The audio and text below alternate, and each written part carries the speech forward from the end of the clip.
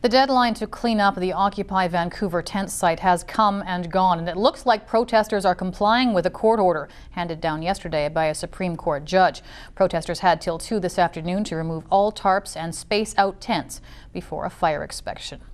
Occupy Victoria protesters camped out in Centennial Square aren't the only ones raising their voices and taking a stand. Tonight, business people near the campsite are speaking out. They say the Occupy movement is keeping customers away, and they've had enough. Kylie Stanton has the story.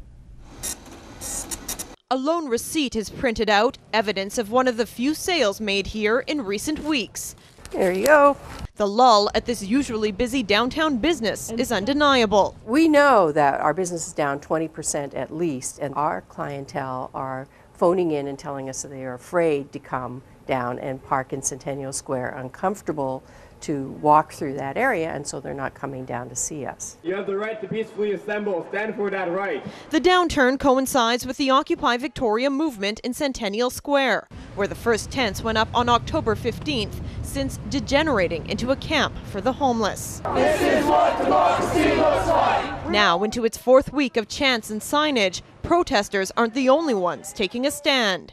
There is unquestionably growing apprehension about what this impact will be on ensuring that the downtown is perceived by the general public as that truly and always appealing and safe destination for people to enjoy. In order to accommodate the civic festivities, the City of Victoria has pegged November 26th as the deadline. What we've got here is this lower level of Centennial Square adjacent to the McPherson Theatre, which will be used for the ice rink.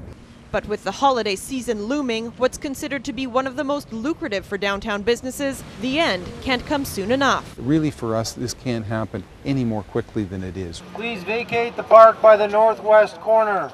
Across Canada, action has been taken. Earlier this week in London, Ontario, camps were wiped out overnight.